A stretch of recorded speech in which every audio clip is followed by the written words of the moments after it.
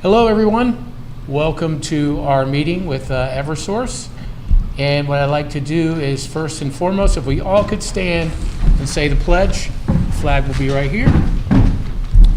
And if we could have Mr. Murphy, one of our town councilmen, lead us in the pledge, sir. Pledge allegiance to the flag of the United States of America and to the republic for which it stands, one nation, under God, indivisible, with liberty and justice for all. We're going to have a moment of silence for the men and women in the armed forces, our first responders, those fighting the good fight in Ukraine, and those suffering from the military conflict in the Middle East, and also a special memorial to Governor Jody Rell, who has since passed. Was an amazing leader of our state. May her memory be eternal. Thank you, everyone.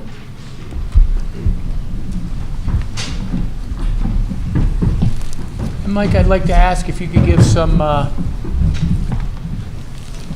it. You ready? All right.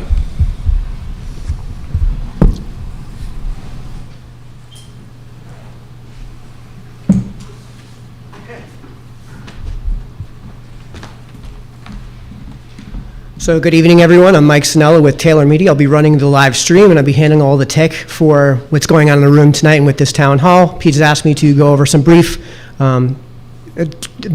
housekeeping when it comes to the stream, when it comes to the tech side of things. There is going to be and for people in the room, there's going to be a live Q&A portion of this meeting. When that Q&A portion comes up, if you'd like to ask a question or make a statement to the group here tonight, just raise your hand. Mayor Bass, who's moderating tonight's event, will call on you, and if you could just please come to the podium, and we've got a little gray line here. Put yourselves right up to that gray line so you're speaking right into the microphone so everyone in the room can hear you with the PAs, and so that everybody on stream watching on the town's YouTube channel and Facebook page can hear you as well. And I'll just repeat what I said to everyone at the table here. For all our presenters, everyone's got a microphone. Please use it, and that's just so everyone in the room can hear you again through the PAs, and so that the people on stream can hear you as well. I may yell across the room if somebody starts going away from the microphone, just to start speaking into the microphone. For folks watching at home, if you're watching on Facebook, we are also broadcasting to the town's YouTube channel. Link is in the video's description. If you're watching on YouTube, we are also broadcasting to the town's Facebook page. Link is in that video's description as well. You can pick whichever version you'd like to watch on. There's also going to be Q&A from the chat, for folks watching at home. Mayor Bass is going to do his best to get questions from the chat. If the chat explodes and we get 1,000 comments, it's going to be hard to keep up with that, but do get your questions in the chat, and Mayor Bass will do his best to present them to the group. So if you guys can give me just a minute, just a quick second to get back to my seat, that should cover everything. Thank you. Thank you, Mike. And for those watching both via our Facebook page and our YouTube page, there is a little bit of a lag, so just be patient. As we start the process, for those that are here live here at E. Paul Martin Room, and for those that are watching tonight, we want to make sure that we have the proper decorum. And what that means is there are some frustration, as we all know. Tonight's an informational meeting, so we can definitely have our stakeholders here. We have Eversource, which has graciously come to really explain the bill process, and then after that, what can we do as citizens, residents, and customers of Eversource to reduce our intake of energy, of electric as well? What are some of the things that we could do when it comes to that as well? We also have our representatives here. We have Representative Buckby, Representative Callahan, and Senator Harding will be joining us a little bit later as well to talk about the governmental side, especially up in Hartford as we get more into the process as well. And what I'm going to do is I'm going to start from my left, and then everyone's going to kind of introduce themselves. So we're going to start all the way on the very far end, and then we're going to go all the way across here. So if we could give just a quick shout out. Sure. Good evening, everyone. My name is Jeff Pugliese. I'm Director of Community Relations for Eversource here in Connecticut, and that means my department owns and manages the relationship between the company and the cities and towns that we serve. Of course, that includes the great town of New Milford. So we're happy to be here, and I'll let my colleagues introduce themselves. Please, Deb.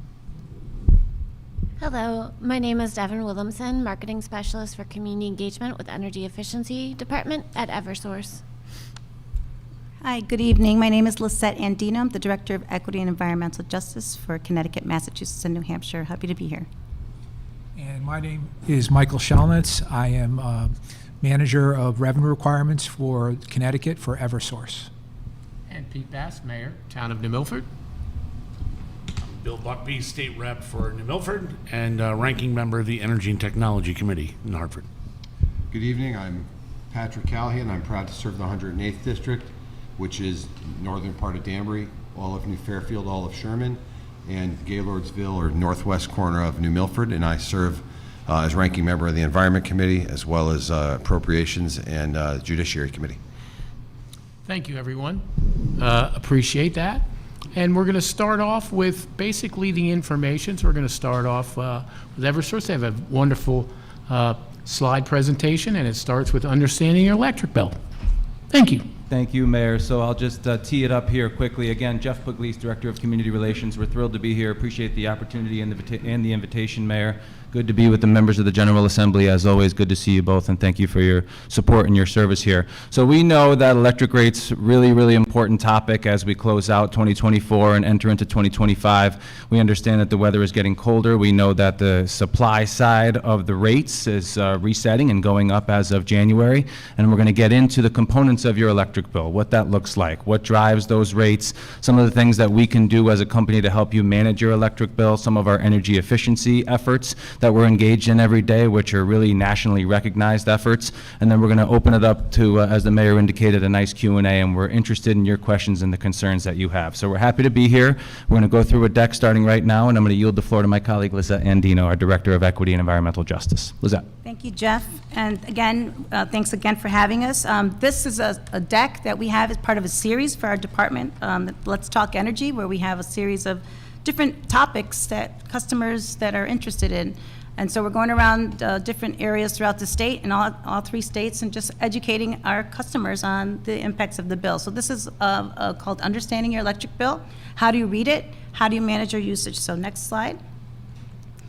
This presentation, again, will be about 15 minutes, really going over the dynamics of the bill. We're going to go through the components of the bill, some of the supplier options, programs to help, energy efficiency, and an opportunity for some questions.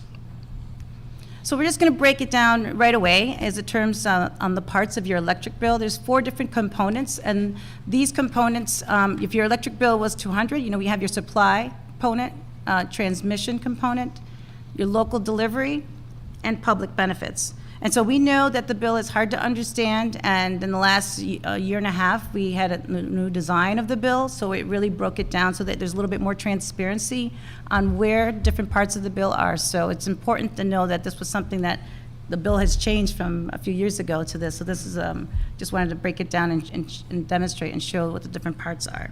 Next slide. So, how do you read the bill? That's the question we get a lot of times. Folks get their bill and they're a little bit overwhelmed of all the different line items on there. And as I said earlier, it is divided into 4 parts. The first part of your bill, is the summary. It talks a lot about your usage, the history on that bill. If the screen was a little larger, I'd be pointing to the different areas. And then one thing to know in terms of the design of the bill that we got feedback from is looking at the different components. You see it's a little color-coded, where you have the supply, your transmission, local delivery, and public benefits. Those are things that customers were looking to understand the different parts of it, and there's a little explanation of that in each of those sections as well. And it talks all about the different information. And on page 1 of the bill, which you don't see here, is also the stub if you still tend to send your bill in via payment. As you see that little chart there, it talks a little about your monthly usage by kWh, kilowatt per hour, and it tells you the little graph of when you're using your electricity, from the 12 months prior. So you'll have a little bit of that history as well. And then underneath that graph, you also see a little bit about, what has changed in terms of from that particular bill. So it's important to understand there's a lot more specific information on there as it relates to what we've had, and a little bit more transparency to the bill. Next slide. And page 2, it talks about your total bill charges, when your meter reading cycle is, the date that your meter's read, the current meter readings. And as a reminder for folks that people may not know, that we are a delivery company and we do not generate power. So we're, deregulated in that perspective. But also on this bill, we talk about the account summary. It talks about where your current charges are, including payments that you've received and past due amounts. The meter information table, that would be that blue section on page 2 of your bill, really talks about the your meter cycle and the next time it's supposed to be read, the number of kilowatts you're using, and and it also breaks down the line items by the total charges for electricity on this bill. So again, we broke it down very specific with the amount that's in there as well. Next slide. So now we're going to go into each of the components of the bill and talk a little bit more details of, what is the supply charge, right? So, Eversource purchases electricity for customers from third-party energy suppliers. We do not control costs or profit from it. You also have the option to choose an energy supplier, which is something that we'll talk about in another slide. But again, it's based on the current market price of electricity, changes twice each year on January 1 and July 1st. And so if you can look at the track and look at how much kilowatt hours you're using. But in terms of how it's calculated, it is by supply rate versus your kilowatt hours would equal your supply charge. And as we said, we do change twice a year. We have that current market price. January 1 will be rolling out a new rate. And in terms of, that is kind of where that supply charge would be, and that amount is what you would be charged. Next slide. So we talk about the supply rate, and so one of the things that the company does encourage is that you shop around. And so at Energize CT is a state-run rate board that allows customers to publicly available electric supply rates for standard supply. So folks that are currently, most customers that we have are on standard service rate to date, but you have the option to choose. And so there are no fees or penalties to choose to switch to a different rate. And again, this is one of the things we've been encouraging customers to find the best rate for their energy pricing. The next part of the bill we have is the transmission charge. This is the cost to maintain the high voltage equipment, the transmission lines you see throughout the state, and just it brings electricity from where it's generated by your town. This is regulated by FERC. And the charge depends on how much energy you use. So this is a charge that is not controlled by the state or anything of that nature. It's an independent agency, the Federal Energy Regulatory Commission, that sets that cost and allows in the revenue that we are allowed to charge, which then goes into our, it's set into the bill. The local delivery charge, this is the core, the heart and soul of our business. This is where you've got your poles, your wires, the cost of the electric grid to improve, and that is, delivery charge is often driven by how much energy you do use. So these are the costs that we use to have, for employees and call centers representatives, things of that nature, that we really want to make sure that that's a cost that people are understanding that that's where that is delivered from.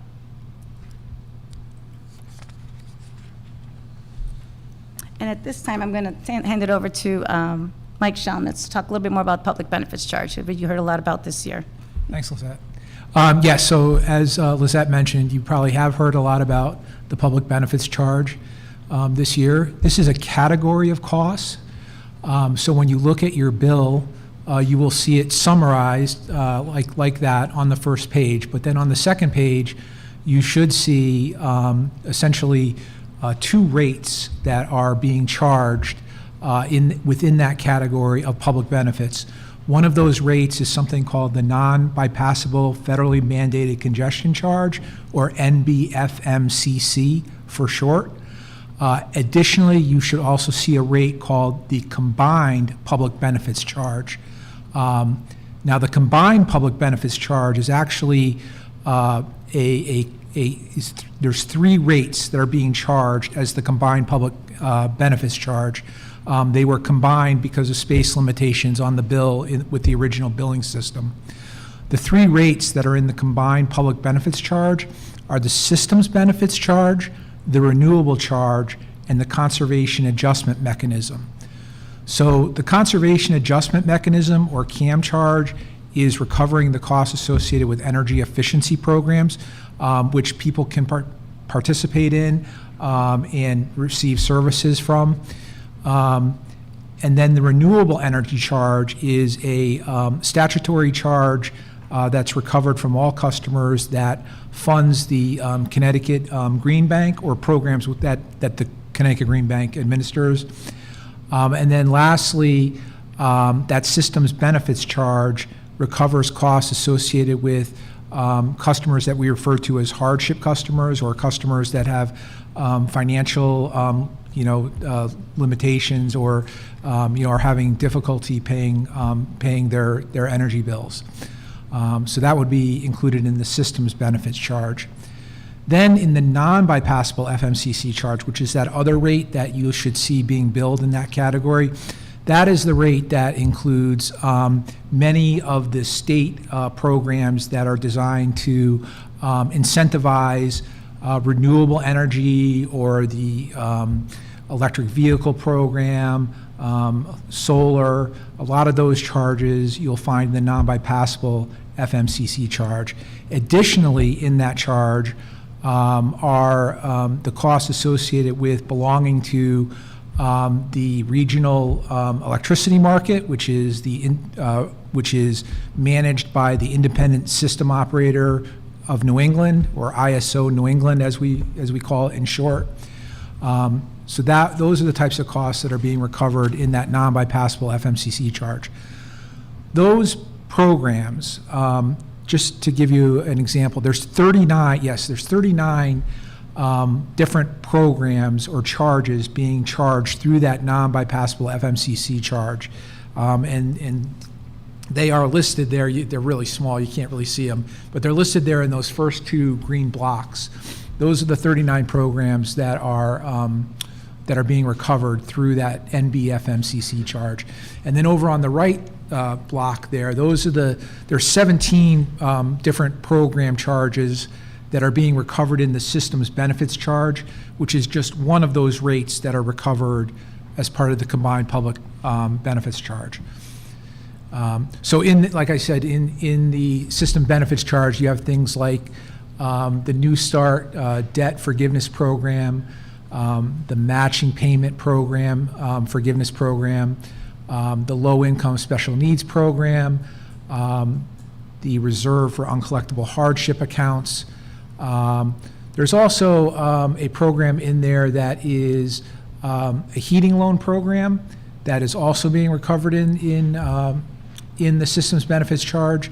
The program is designed for people who are changing out their heating systems so they can receive like low interest rate loans as part of a process, a program that's in that systems benefits charge. And then, like I said, on the other side, the first two columns, the non-bypassable FMCC charge, that's where you've heard a lot of talk about Millstone and Seabrook.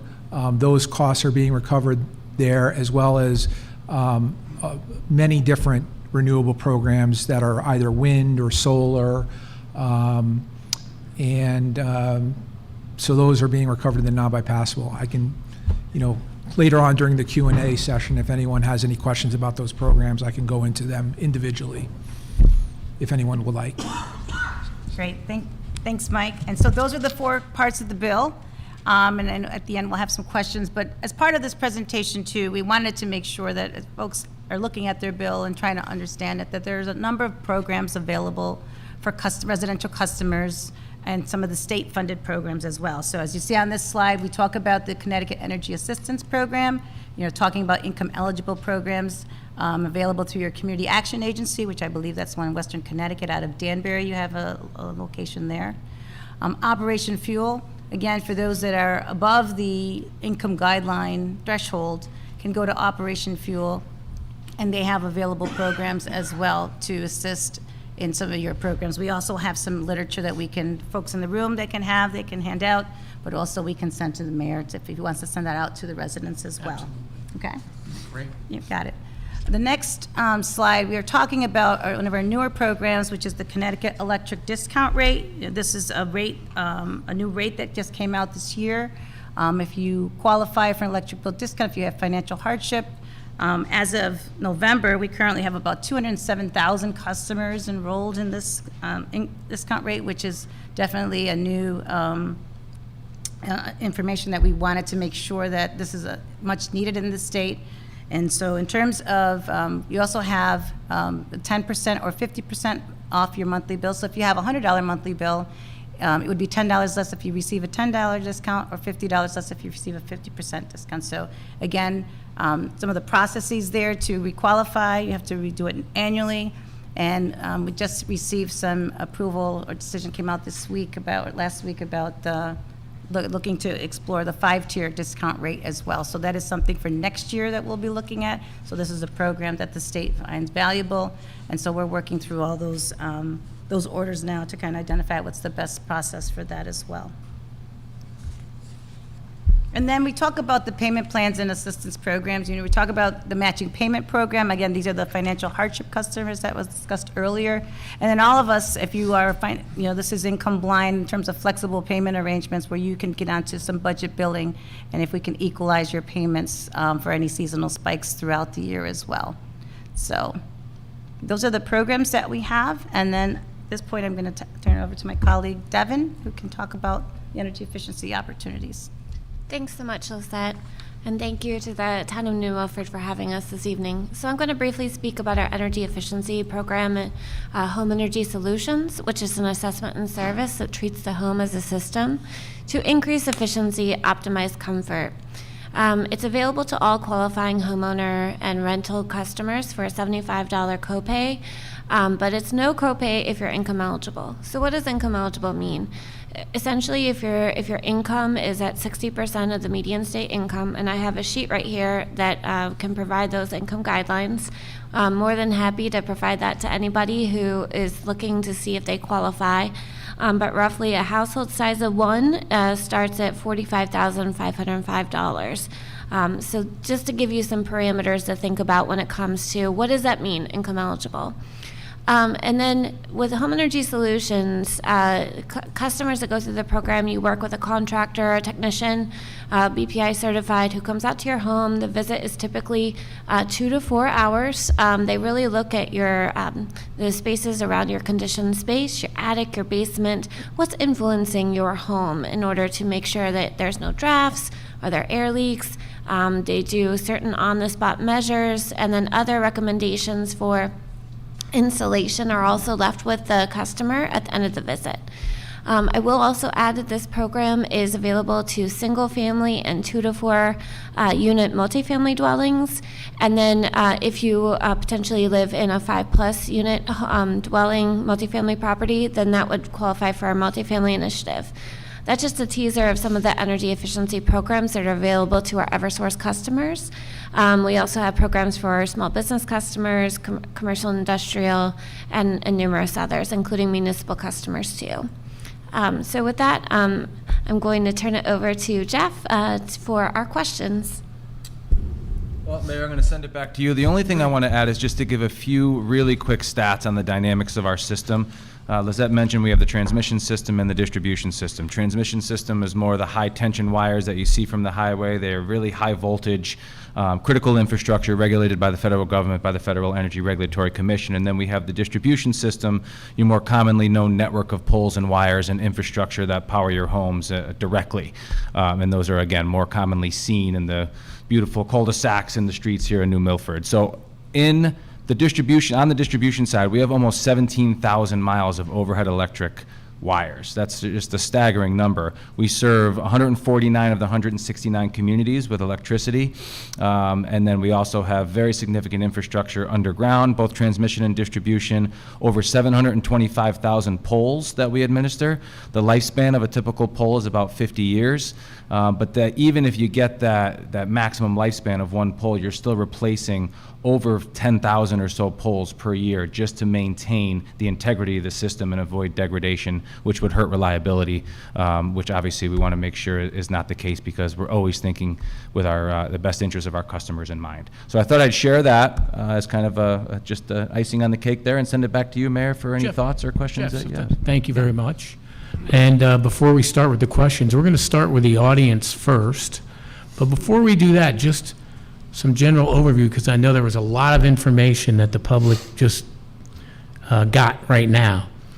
But in general terms, so first and foremost, Eversource does not generate electricity, correct? Absolutely correct. Yep. We And- used to, way back in the day, but Right. the late 90s, the General Assembly and the Governor's Office changed that. Yep. And then what happens is you are purchasing electricity to then transmit to homeowners like myself. That's correct. And within that tranche of electricity that you have to purchase, the state requires you to purchase some of that electricity from different sources, correct? Yeah, we do have a fuel mix that we certainly have to abide by, yes. Some of it being solar, some of it being nuclear, some of it being all sorts of different assortments of energy. Correct. Yep. And so some of this you can't be saying, like here at my house or here as a municipal government, we're looking at how can we get the lowest cost and then bring that product to fruition. Some of the stuff is you have to buy a certain segment of your power from certain segments that are being kind of regulated to you, even though it's a higher price than what you could get from another segment. Is that correct? Yeah, essentially it's correct. So we don't control, I mean, again, it's market. Yep. It's market prices, right? So whether it's the summer rate period, which is, the period we're in now, which is July 1st to the end of the calendar year, or the winter Right. period, which is the period we're coming into, it's all based on market prices. Twice a year, we set those rates in partnership with the Public Utility Regulatory Authority. But again, we don't profit off that in any way, shape, or form. That's strictly a pass-through Right. component of the bill. But when you're buying it, you're being told by regulators what different types you have to buy. Yeah, there's certainly some truth to that, but it depends on, what the current market situation is. There's natural gas, of course, is a Yep. major driver of the bill. Obviously, we have to, make sure that we abide by the nuclear contract and all of that. So yes, there are certainly both regulation and market forces at play there. Great. And first, if anybody would like to come up and ask a question, that'd be great. And while we're doing that, we have our representatives here, Representative Buckby, Representative Callahan, and Senator Harding. And I know, Billy, you were the one that was bringing up the bill to really break it out into 3 different components so that customers can see where their bill and the money that they pay goes to. Correct. So the public benefit charge that's on the bill was my legislation that I introduced actually 2 years ago, finally got it through last year. And not the name I would have chosen for it, but I digress on that. But the concept was to get those costs out so that people can see it better, more shining a spotlight on what that would be it RAM charges, the 40 different programs that are in there, whatever it may be, so that people can see it better. And ended up being kind of a perfect storm for that to hit for the July billing cycle when numbers were up from usages on top of things, so more people could see it and you can see exactly how those impacting your bill. Thank you, Billy. And I know Representative Callahan, you've been up in Hartford as well, and serving on the committees when it talks about electricity, the generation, and the transmission to our residents. That's correct, Mayor, and as I mentioned in the opening, I'm the ranking member, along with Senator Harding. We're co-ranking members on the Environment Committee, and every year there's environment bills that come forward that want to increase the amount of renewable energy that Connecticut uses. And on slide 11 that was up on the screen a little while ago, you saw all the additional charges that get added onto your bill. We talked about the Green Bank and the public benefits charge, which in Connecticut there was 4 years, gentlemen, that people were allowed to not pay their bills during COVID, and there was federal money given to Connecticut to pay that off, but instead the governor chose to recover it this way. So we have very expensive electricity in Connecticut, and there's several reasons for that, and the legislature is a big part of that. So again, as we go into this coming session, there are very cheap ways to get electricity. Natural gas is one of them, and there's a constant effort to reduce that and go into more expensive wind and solar. So yes, we all want to protect the environment, but we keep pushing towards more expensive power, and we keep adding those onto the bill. I really think those should be pulled out of our bill, and they should be voted on as, we're saying the word bill in two different contexts here. Your electric bill, you shouldn't be forced to pay for programs that maybe you don't agree with. Maybe that should be, go through committee, go through public hearings, and let the legislature vote on each one of those. There's too many extra charges on our bill, and that's a constant fight in Hartford. Thank you. Senator? Yeah.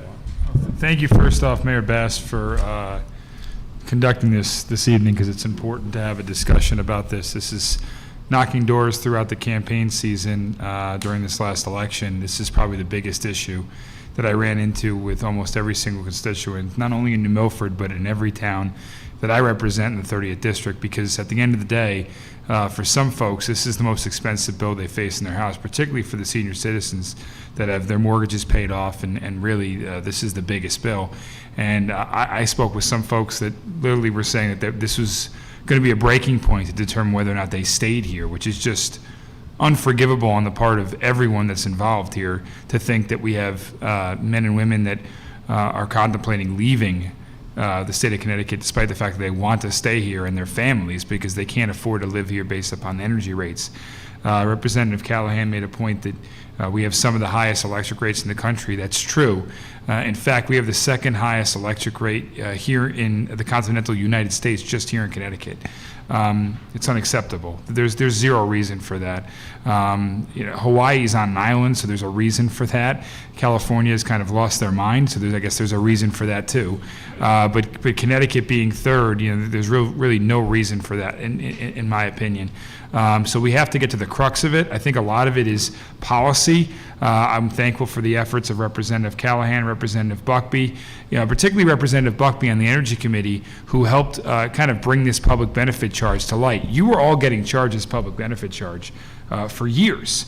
And based upon his legislation, we were able to finally see it in our bill as a separate charge. And all of you as consumers were able to kind of digest it and realize, wow, there's $100, $200, et cetera, that I'm paying that has absolutely nothing to do with generation and supply to my home.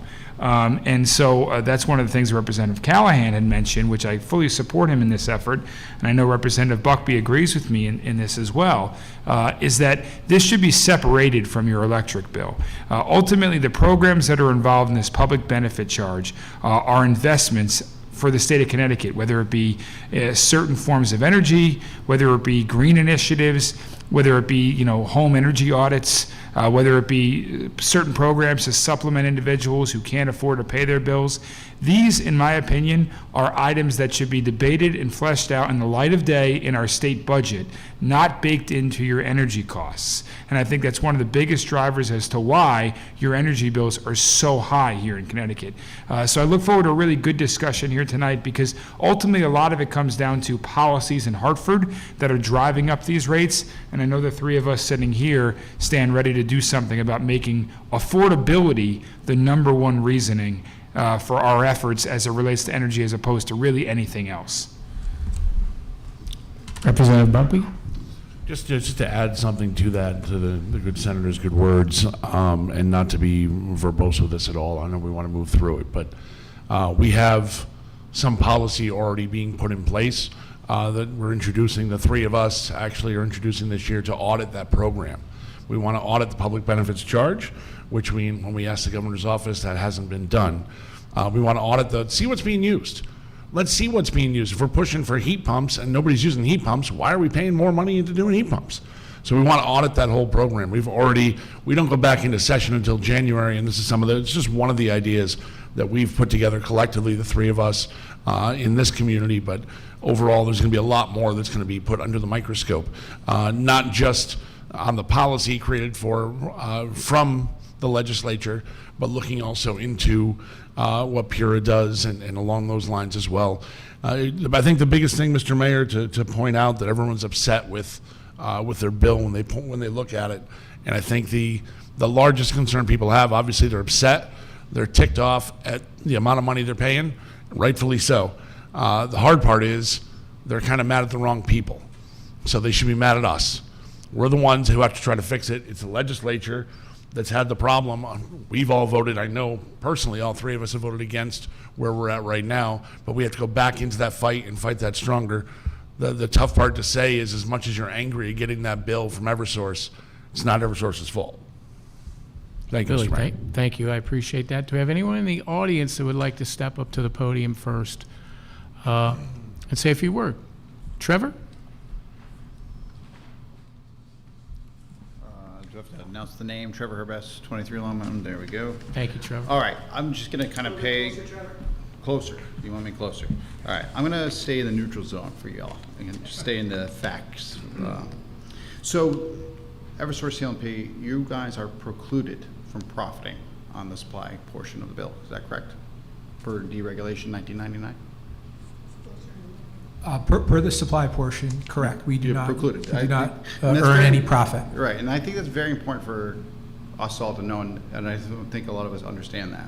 And- We spent millions on this, And Trevor, if you educating could- folks. If you could come up a little bit closer to the mic. 10 years ago on this, when 2007, 2008, when deregulation actually took effect. There's like 200,000 customers switched away. But one of the benefits of that is that was education that Eversource, CLP does not profit or precluded from profiting. And one of the things that I think Mayor Bass was saying is that you may not buy the things, because the sheer root of the problem is the RECs. Let's call it what it is.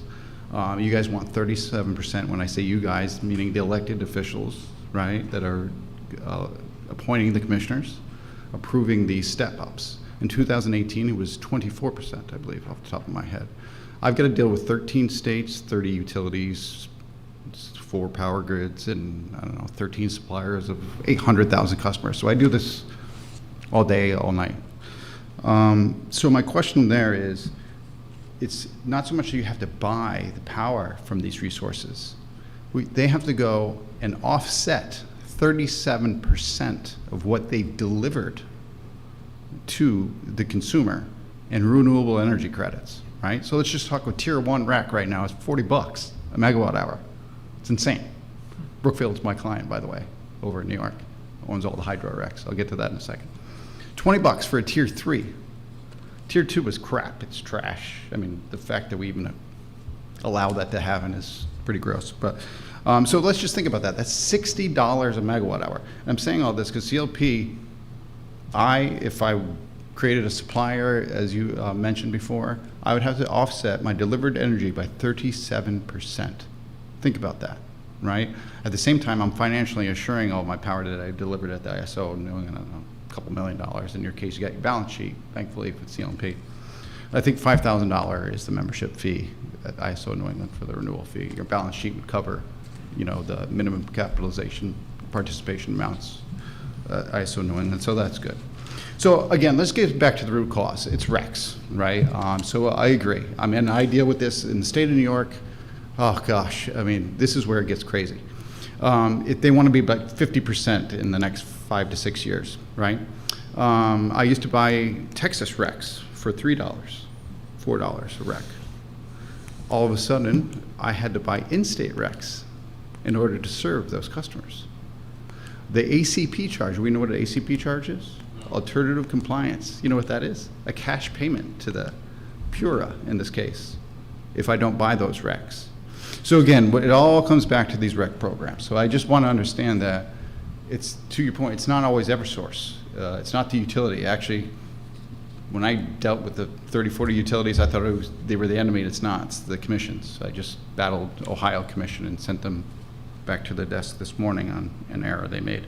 But again, I just want to kind of confirm the differences here, right? So they're precluded from profiting on supply. So let's just keep it what it is. What's strange, though, is in the last 17 years, it used to be a 60-40 split, supply, delivery. That's changed. 60-40, the opposite direction, right? Why is that? All these programs and everything else we're paying. And again, who's approving those commissions? It's not Eversource, it's Pura, right? So again, unfortunately, the buck has to go somewhere. You want to talk about heat pumps? You know what heat pumps do? Increase electricity demand. You know what Title 179 or 74 in New York? What that is if you don't retrofit your company or building in New York, you're getting hundreds of thousands of fines and things coming out on a schedule over the next 5, 6, 10 years. Is that right? with heat pumps, the good thing is they're removing the oil there, zonalizing it, so there's a give-take there. Here, if you're just increasing your electrical demand. The other problem besides the RECs is you hit the nail on the head, transmission capacity. I could go put a solar field down in that brownfield right now, and I can't deliver the power. You guys won't even give me the power. Would you guys allow me to run lines underneath, over, or above on your poles? I'll get a line truck out there tomorrow. Can't do it. So again, you guys incentivize programs, and I see you guys Pura incentivize all these programs, hands out money to solar fields and all these other renewables, you can't even deliver the energy. It's insane, right? So again, transmission, delivery, there's nothing we can do about it. The only way we can do about that is through Pura and who we elect and other ways around it. Generation supply is a no-go. FERC, yeah, I mean, I've got market-based rate tariffs there. Delivery and OpEx, I think that's it. But the biggest one I wanted to really truly understand for folks to understand is that they're precluded from profiting on supply. Who cares about 2 cents? Let's just do the math. What is it? 200 kilowatts times 10 cents was 8 cents. What is that, $4? Is that gonna save your dinner tomorrow night? I don't think so. So supply is not the answer. I run 12 of them right now. You know, so again, it's not gonna help. The delivery, all this, these REC programs, they have to change. And you guys don't want to go buy 37% REC stuff to set this stuff and increase the price to us, do you? I'm hoping the answer is no. But, you know, these are the things that we got to start thinking about. And I think you guys have to, you know, kind of get back into the fight a little bit too, and have, I don't know if it's a lobbyist thing or whatever the case may be, if it's you guys exposing that public benefits charge. If I didn't make Billy the other day, I was going to tackle him because it's true. This stuff was already embedded. Thankfully, it's come to light so you can actually see what you're paying for. Right? It's very painful. I have a lot more in my noggin. I stay pretty busy, so I babble and I don't want to go on any longer, but any other questions, I'm happy to jump up here again. Thank you, Trevor. And Stephen Alstott's watching, and he said, well said to everybody so far, so that's good. And again, if you are watching from home or wherever on the internet, you can put your comments or questions in the chat, either with our Facebook page or our YouTube page. And is there anybody from the public here in the audience tonight that would like to say something or ask a question? Okay, yes, sir.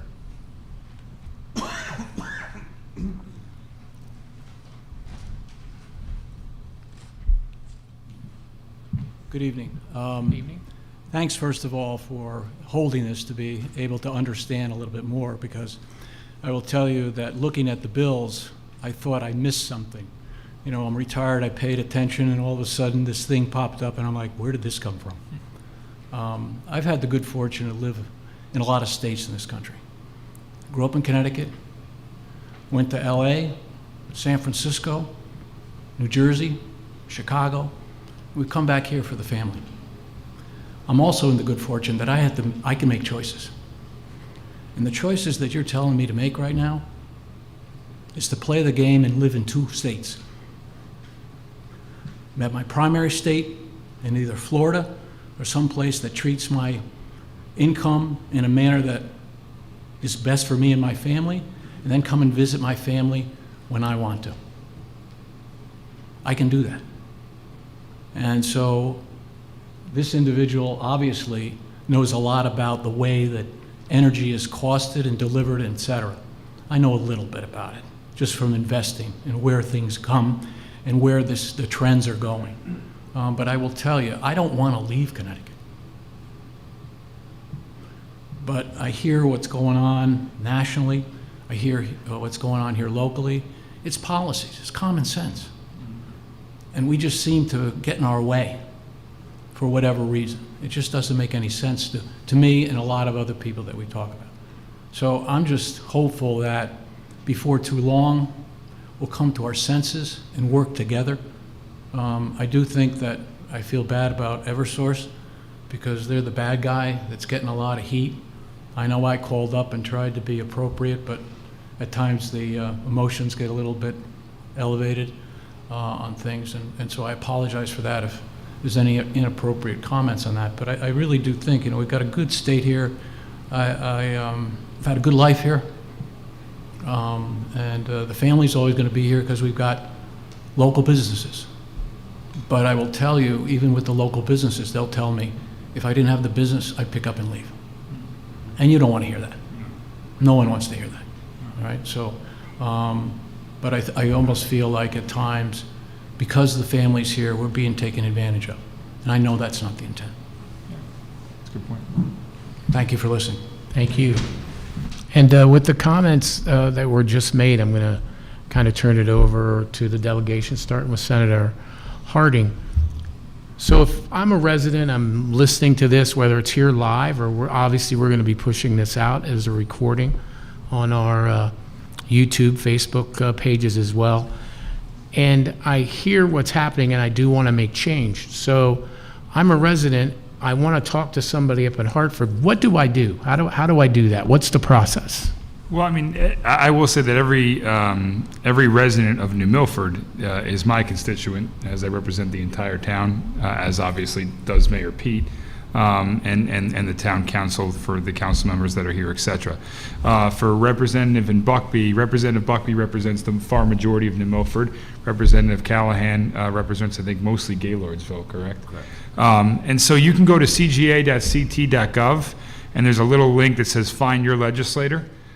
You put in your address and it pops it up. And for most of you, your representative will be Representative Buckby. For some of you, it might be Representative Callahan. For others, it would be Representative Harrison, but she's retiring and Representative Bucksbaum is going to be replacing her. And you should be able to click on us and there's a link directly to email us. So I will come up for every single New Milford resident as your senator. And so you can click on me, or you can click on Representative Buckby, Representative Callahan, and you can shoot us an email and let us know, what your opinion is on this and what policy we should be driving. I think the message resoundingly should be one, and I think Representative Callahan, Representative Buckby alluded to it earlier, and they made a really strong cause for it, is that moving the public benefit charge off of your electric bill onto the state budget, that's number one. That would remove the public benefit charge from your bill and being baked into your costs. That's number one. And I think number two is having affordability drive our primary motivation for policies in Hartford as it relates to energy. And I'm sure Representative Callahan and Representative Buckby could probably expand upon this much more articulately than I can. But I mean, for far too often, I would argue for probably well over a decade now, our driver has not been affordability. It's been certain renewables, it's been certain markets, and frankly, as I think Trevor just mentioned in his comments very articulately and well, that is driving up our costs exponentially to measures we can't even imagine right now. The governor is currently considering purchasing wind energy at 3 or 4 times what the market rate is for other energy resources. So if you think your energy bills are high now, if our government and our governor enters into a contract that forces Eversource and CL&P to purchase energy at 4 times what the market rate is, it's only going to be even higher. So asking the governor's office and your state rep and your state senator to advocate for policies that are primarily focused on affordability as it relates to energy is critically important, as well as moving that public benefit charge off of your bill as well. And I'm sorry, I took up way too much time, but I'll turn it to others. Thank you, Senator. And I'm a New Milford resident, so I've now emailed one of you three or all three of you. When that gets to you, what other things could we as residents do to really highlight the issue, show our concern? What are some of the things, Representative Callahan, that we could do? Well, Senator Harding articulated, obviously, we encourage you to contact us. But as we go into session, there's more of the same coming at everyone in Connecticut. We're the Environment Committee. Representative Buckby is Energy and Technology. You can go to the CJ website and sign up to get notified of what's happening in those committees. And you can testify on those bills. You can testify via writing, via Zoom, or in person. Because in my conversations with some of the leadership on the other side, they're bringing more of this at you because they think it's for your own good. And it's good. Yes, it's going to be more expensive, but we're going to do it anyway for your own good. Now, we all want to protect the environment, but Connecticut's not going to change the climate. And to continue to pump up our electric rates, which in turn makes the IGA and Sherman's electric bill double, where do you think that's going? Right to your food prices, right to Big Y's food prices, ShopRite in Danbury. So everything just contributes. Thank God the governor's backed off the EV mandate, because there's no way that our grid could handle that, on top of, like Trevor said, heat pumps draw a hell of a lot, AI, data centers, there's just not enough to do it. So they want to make this transition to electric, but they're not looking at the actual facts of that it's not going to work. So we need to find a way, and again, Eversource gets blamed for everything, but it's us that are mandating where they get this power. Natural gas is cheap and plentiful, and speaking to ISO New England, there's hundreds of years worth on the Marcellus, I always say that wrong, Marcellus shale fields out in Pennsylvania. We just can't get enough here because we don't have the pipeline capacity. So they liquefy it and truck it in with diesel trucks at 4 or 5 times the cost. I'm not sure way higher. So how does that make any sense? What we need to do is improve the quality of life here. And what can you do? Take the time to testify on those bills. But if you don't want to do that, contact us. We will get your voice heard on the House floor and in committee. Appreciate that. Billy? Thank you for that, and Pat hit the nail on the head. So when we get into committee, and this won't start until really January, we'll start seeing where all those bills are coming in and be able to support what we're doing. It's not just letting us know. When you go onto that website, you can also see everybody who sits on that committee. You'll be able to see all the bills being brought forward by that committee. And Billy, what's the website again? So that people cga.ct.gov. You can look up Rep. Buckby, and anytime, Callahan, Harding, we're pretty easy to come by to find. But if you go on the ct.cga.gov, even if you forget all of that, just put Connecticut General Assembly, you'll find it. You'll get the website in the Google search. The important thing is finding what's important to you. And I'll stray briefly away from energy for a minute because that's my focus. I sit on other committees as well, but our focus here tonight's on energy. But if you're really upset about something going on in higher education in the state, you can find that committee there, step forward, look at the bills they're bringing, and make your voice heard. That's the most important thing about what we do, is hearing from our constituents. And it sounds like such a political thing. It's not. I love going through when I get emails from my constituents that are in agreement or disagreement with what I'm at already. I want to hear from you because I may be off. You may be bringing me a brand new point that I hadn't even thought of. That's where we work together and collectively. Now, when it comes to this sort of a thing, we'll start putting our bills together in January. January, February, March, we'll probably start getting voting on those bills, decide what's going to come out of committee, and we'll have those hearings. Those hearings are huge. They're so important for people to participate in. I can tell you for myself, you can Zoom a call, I'll be on there. If you decide to write in a letter, I'm going to read your letter. If you decide to come up to Hartford to testify on one of these bills, I'll sit with you, even if I disagree with you. I'll sit with you. We'll have those conversations. That's the whole part. You've got to be involved to let us know how you feel. Being angry, I get it.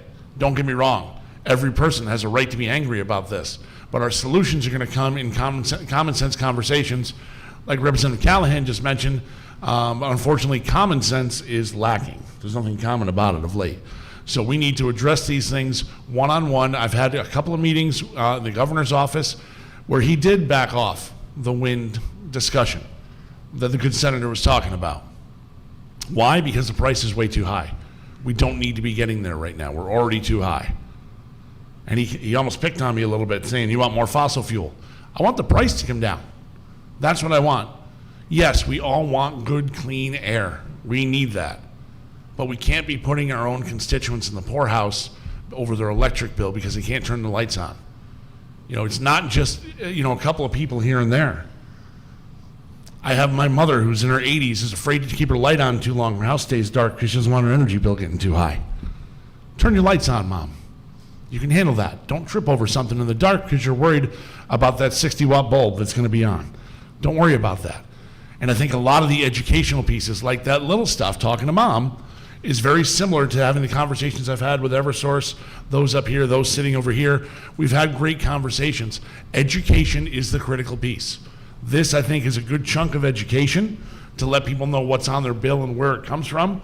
But that other educational piece is letting people know what they need to do to step forward. So, Mr. Mayor, I truly appreciate that. Thank you. Thank you, Billy. A couple of things. First, I want to thank Councilman Murphy, Councilman Sal for being here tonight. As we all know on Town Council as well, the concern of our residents. We also have Ivana Butera, who is our Social Services Director. And why I say that's important was in one of the decks that was here, and thank you very much to our Eversource people that are here, as we talked about, if you can't pay your bill, there's options. And one of the options that we do up here in New Milford is we ask you first and foremost, contact if you're 59, because if you're 60, then your social service, your senior center here. 59 below, contact our social services team, Ivana's team, because we can go over the options and opportunities for you, whether it be through our own fuel banks or whether it be through assistance, through the Community Action Network, which is in Danbury. I actually sit on that board as well. And we can assess other things that may be in your debt-to-income ratios that we may be able to help you with. Same with our seniors, so if you're 60 or above, please see Jasmine and our senior center team the same way. You know, looking at options and the ability to help our residents is very, very important. Councilwoman Francis is watching too, and she wanted to thank Trevor for clarifying info. So thank you, Trevor. And here's another question to our delegation here. This is from Captain Phoenix, who's Mike. And he had asked, first he has two questions. One to you guys is, who could we contact, meaning the residents, who are the moderate Democrats we could reach out to or email that might be convinced towards cost-saving policy positions? It's a great question. I'm happy to take that one. So the factor of the moderate Democrats is tough. It's individual judgment as to who might think moderate might be. I think the most critical thing to do is the committee itself. So I think you start with the chairs of the Energy Technology Committee, Norm Needleman, Jonathan Steinberg. Those are the two chairs of the committee, but go right on through who's in that committee, because the committee is the part that matters most to start with. If we can defeat this or push forward what we need to in committee, that helps us deny what goes on the floor or push what goes on the floor. So we need to get to the committee first. Every single person, I'm not talking about just the Democrats even on the committee, all the Republicans and the Democrats on the committee. I don't care if you live in New Milford and that says, oh, he lives in Westport. Doesn't matter. Reach out to him. Anybody who's on that committee wants to hear what you have to say. So that's what I would start with. I wouldn't worry about who the moderates are. We can get to that when we get to the floor, but it really is important to get to the individuals who are on the committee to hear about each piece of that, as far as energy is concerned. And then Mike, Captain Phoenix, has said, great answer, thank you. And then the question to Eversource that he has is, what is one policy you've heard discussed that would lower a cost to you, meaning Eversource, that you could then pass on to your customers? One policy discussed. Well, I mean, I think the concept of removing the public benefits portion of the bill out of the bill, and you know, I'm not qualified to speak on behalf of the company whether that's something that, you know, is supported or recommended. You know, that's a different discussion. But Yep. you know, quite honestly, if it's off the bill, then we wouldn't have to collect it on the bill. It would be dealt with in the state budget or elsewhere. So that's one policy, certainly, that would lower the bill. Great. And I know one thing, on Thursdays, you guys have a wonderful webinar that people could go on. I've been on it, and you guys had asked me also to talk a little bit about savings that we did as a municipality. But if you could talk a little bit about, you know, I'm a resident and I'm looking to, I know my costs are high. What could I do? Is there the availability? What offerings do you have to inform us as customers to maybe install some additional LED rather than, you know, regular wattage? I know you have the Thursdays, which I appreciate. I try to get on as much as I can. Yeah, absolutely, Mayor. So a couple things. So first of all, it's been quite a while since we covered the slide that I presented on, but the Home Energy Solutions Program is really that first step. It's the first step that our residential customers can take to see, basically it's like a checkup on your home. It assesses, those air leaks, making sure that your air leaks, low flow shower heads, installing door sweeps, certain rim joist insulation. So it's just about rim joist caulking. So it's about just looking at your home and saying, okay, what's right, what's wrong, what should be fixed. And it also provides recommendations for further measures, including insulation. We actually offer an incentive for insulation that's offered, I don't want to quote the number, but it's a really good discount right now. It's up to, in some cases, almost 100% off, if I'm not mistaken. Please don't take that to the bank. You can always reach out to me and get more information about that. I'm always happy to provide information on our energy efficiency programs to our customers. And if you're interested in anything that was talked about in regards to energy efficiency, you can call 877-WISE-USE. It's on the inside of this flyer for those of us that are here in the room today. 877-WISE-USE. And that's not just for the Home Energy Solutions Program. That's also for our small business program, multifamily, commercial, industrial. Maybe you want to hear more about financing and you want to do an insulation project, but for whatever reason, you need some assistance. We have different options that are available. And thank you so much, Mayor, for the shout out to our First Thursdays webinar series. So every first Thursday of the month, we discuss a topic for an hour. We have a guest speaker, typically an Eversource colleague, or a guest speaker like Mayor Bass, who spoke about what he did for the town of New Milford with energy efficiency, and in terms of reducing the town's bottom line. So there's a lot of savings to be had all across our state, and energy efficiency is a great conduit for it. Great, thank you.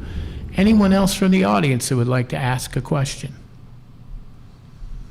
Now I'm going to ask Ivana, just out of I think she knew I was going to do this anyway. I was going to ask Ivana if she could come up. She's our social services director. And Ivana, if you could kind of go through, if someone is watching tonight or if someone is watching the replay, if they're having a hard time, if they're struggling, if you're here and a New Milford resident, what are some of the things that we have to help assist you? Thanks, Ivana. Thank you, Mayor, and thank you everyone for showing up tonight.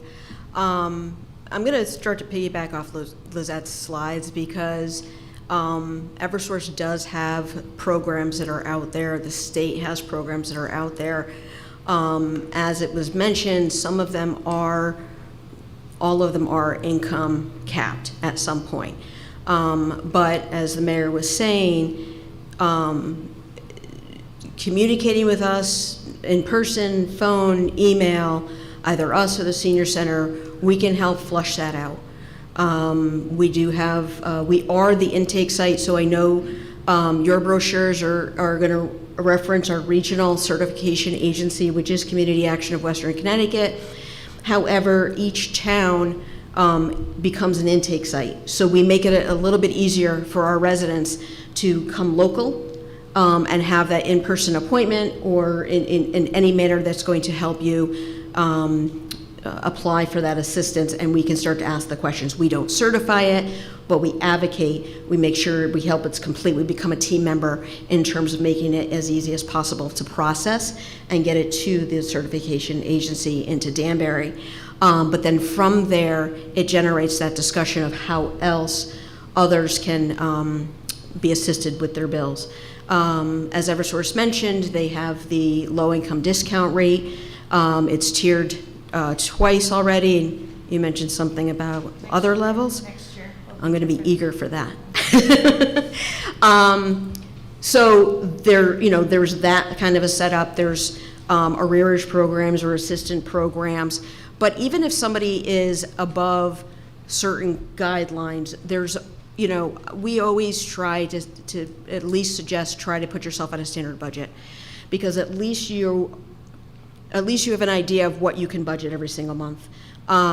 We start off at social services with assessing your need. When we're listening and we're trying to figure everything out, the two things that come to our mind is, what can we do that maybe can help you decrease your expenses, or are there opportunities that can help you that can increase your income? So decrease in expenses or increase your income. Sometimes it's a direct route. It's you qualify for energy assistance, or you're above that 60% state median income and you don't qualify for the state program, but you qualify for Operation Fuel. Operation Fuel happens to be open. That goes up 75%. And then, of course, we have our wonderful and highly supported Community Fuel Bank, which then we can meet you at local level and give you some sort of assistance that way. But then there's the indirect way. And there's other things that folks just don't realize that they can earn a lot more money. I left my phone back there, but a household of 4, 60% state median income, you've got your charge there. What is that again? It's $87,511. So that's the 60%, and that's a household of 4. Operation Fuel jumps to over $90,000, give or take $5,000 or so. So there are certain levels, and a lot of people, we have to demystify that. They just think you have to be extremely low income. These are low, moderate income programs, and they can help a lot more people than they thought. But again, if we can't help you in a direct route because we are limited by these outside qualifications that are beyond our control, we can help you indirectly with other things. And that's what we hope to do for our residents. Great. Thank you, Bhavana. And got a question. And this, I guess, is to the delegation from Lisa. She said it was mentioned that money was given to the state to cover the cost of the energy bills that were not paid by other residents. The governor decided not to do this, and the cost was passed on to everyone as the public benefit charge. Where was that money allocated?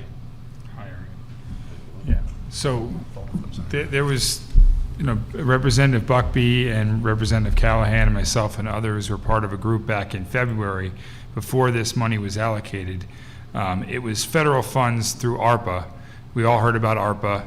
Some of those federal funds were directed to Connecticut. Could be used for a plethora of different issues. There was an ARPA bill then that we passed. We voted against it. And Senator, ARPA, for those that may be watching, is the American Relief Funding that was passed down. That's correct, from during the federal COVID, from the government. COVID pandemic, yep. And so we had about $500 million in that type of funding that had been unallocated back in February of 2024. The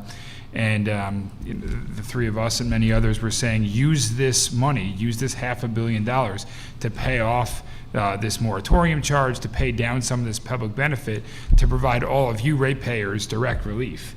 Unfortunately, that money was allocated to different areas, some of them, a lot of them being UConn. UConn was given a lot of money. Other higher education institutions were given a lot of money. Some nonprofit organizations, some pet projects, frankly, to build fields throughout the state and things like that, different pet issues for some legislators in a campaign year. It really is sad because this is $500 million that could have been provided directly to the ratepayers to provide off relief on your electric bills that were spent on things that many of us would disagree were not priorities when you compare it to the priority of helping people out in a really difficult time. So that's where that money went, unfortunately. Thank you. If I can, Mr. Mayor, and with Senator Harding, and Senator Harding's he's the Senate Minority Leader. When he says we got behind using that to pay, you called a press conference in Hartford, and we were very loud in calling for this to be used because it's not fair to pass it along on the bill. So, and frankly, our voices were ignored, and in an election year, the money was passed out otherwise. And Billy, again, you'd mentioned for those that are interested in really wanting to be heard, they could talk to the people on the subcommittee of the energy. Is that correct? Yeah, it's not even a subcommittee, it's the primary committee itself. So the Energy and Technology Committee is listed, again, very easy. Go ahead and look at Connecticut General Assembly, type it up in your Google search. You can pull up all the committees that are there. And the Energy and Technology Committee will come up, and you'll see representation from across the state that's there. I can tell you that as of this year, until we get into next year, and I don't see where any of this changes, but Senator Needleman is the chair of the committee. He's from Essex. The other chair is Representative Steinberg, who's down in Westport. But it doesn't matter. You have the right to reach out to your representation regardless of where they live or where you live. Same with you. If you have a friend who lives in West Hartford that's upset about this and they want to yell, they can yell at me too. They can reach out and have that conversation, send the emails over. The more ideas, the more people that step forward. That's the critical piece of it. I think the other part of this too that's frustrating is we were talking about the RAM adjustment, the rate adjustment for what became into the public benefits charge. The governor, again, for 4 years, said if you can't afford it, don't pay your bill. It's really nice to offer. It's a great thing to offer. If people can't afford to pay their bill, we were the last state in the union to drop that free energy piece. The problem is, wow, that was a big crack, sorry. The problem is Eversource got stuck with that bill. So people not paying their bill, okay, it's great, your lights stay on, but Eversource got stuck with that money. Now, the way I said it was if I were to ask, Mr. Mayor, if I were to ask you to go out to dinner every night for 4 years, I think you'd expect that I was buying you dinner if I invited you out to go to dinner. Heck yeah. Unfortunately, everybody else sitting in the restaurant got the bill for our dinner without knowing that's what they were signing up for. That's why this should be a budgeted line item piece. The governor should be saying, look, this should be spread out in my budget to what we're all paying for, as opposed to here's your taxation in your budget, and here's more taxation thrown on your energy bill, because that's really what that is. So let's just break it down to what it actually is. It's in that bill, and let's move forward. The tough part is they want to build all these other things, these charging stations. They want to do more solar and all these things they want to bill everyone out for, but we owe this bill first. It's like saying you want to make sure you put a new swimming pool in your backyard and put a couple cars in the garage, but well, we haven't mowed our lawn in weeks, but yeah, we'll get to that. You know, let's start small. Let's pay what we owe. Let's move forward responsibly, and let's take care of that situation the way it's supposed to be done, not just throw more bills on the general public. I think, Billy, you really hit the nail on the head when you talk about there's a lot of people, if you put things out of silos and you look at doing things for the objective of the good of the community, I think a lot of positive things can happen. We do that here in New Milford. We look at the best way to really solve a problem. And as we all know, our residents, especially those that live paycheck to paycheck, this is devastating to them. And what we all can do to be very helpful for that. I know we're approaching 6:42, so Mike, I'm looking, I don't see any more questions, do you? I don't see any more either. So, first of all, I want to thank Eversource for coming tonight. Thank you, Mayor. It's great to really come up with, really why our bills are the way they are, because a lot of people suppose that it was different. So it's great to see where all these are being generated. And, kind of, Jeff, the last few words that you may have for tonight, for those residents watching. Just a thank you for tuning in. Thank you again for having us, and to the members of the General Assembly. We're grateful to be here. We're not going anywhere. If there was a question or something raised that a resident isn't quite clear on, we're available for follow-up. Our community relations team will take that on and manage any inquiries through the town, through you, Mayor, and your office. We're not going anywhere. We're here. We want to be a really important stakeholder in this state for many, many years to come. We're a very important employer. We count ourselves as a very strong corporate citizen and as a partner to many in this state. We want to see that continue and that relationship be very constructive as we enter into 2025. So thank you, sir, very much for having us. Appreciate that. Thank you. Senator? I just want to end by saying thank you to everybody. Again, thank you to Mayor Bass and town councilmen that are here.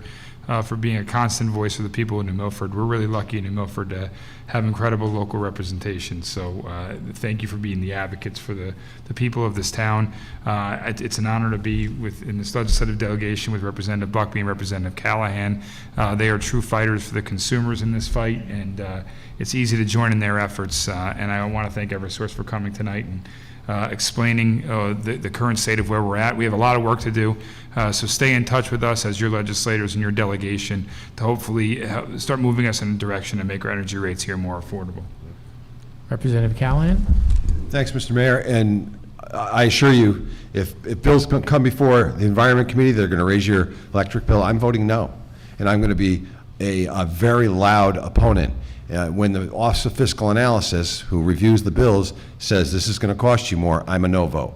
So we will fight hard for that. I do thank Ray Collins and everyone from Eversource. You're very responsive. I've been to your headquarters in Newtown. You've showed us your emergency response. You're a really good community member. And I'm sorry you've taken a big hit for this sometimes and probably some pretty nasty calls when they should be directed to Hartford. Thank you, Representative Callahan. Representative Buckby? I've talked a lot tonight. You don't need more from me. I just want to thank everybody for coming out. Mr. Mayor, thank you for doing this to provide clarity for people that are here. Trevor, I appreciate your words. You have had many of those conversations, and I almost feel sorry. No, I don't. For the chairs of the committee when Trevor gets up there to start having those conversations, as I do want to do everything I can to bring that price down this year, and part of it's bringing third-party suppliers back in the state and really taking the gloves off where we need to, be it with the governor's office, with the chairs, with Pura, whoever it might be, because it's not just me making a fight. We get a lot of people, the people who are watching here, Eversource has got our back, these guys have our back, we're ready for a fight, just to do the right thing. We shouldn't have to make that fight. We shouldn't have to fight for common sense legislation. But I will continue to do so, Mr. Mayor. And you know why? It's the best town in the USA. Amen to that, Billy. I knew it was coming. And, yeah, I appreciate that. And, you know, I want to thank the audience that's here tonight as well. Very constructive that we had. You know, the decorum was very professional and businesslike, and those that were viewing here on our live feeds as well, and those that will be watching the recordings. And as Jeff had mentioned before, you can also put your comments after. If you're watching this later on, we'll make sure and get those questions to Eversource so we can get you the proper response, or to our delegation here. And as you can see, everybody's working towards the common end, which is we want to make sure that our town, our state is affordable so that we all can live and we all can prosper here. And it's all putting our heads together in a positive way. And there are going to be some things that are going to work, which is going to be great. And some things, though they might not work right now, if we tweak them, like up at the legislature, and make it where it's more beneficial to all of our residents, I think that's a huge, huge win for us. Again, thank you to Eversource. Thank you to our state delegation. And thank you to our audience that's here and you watching. God bless New Milford proud, New Milford strong. See you again.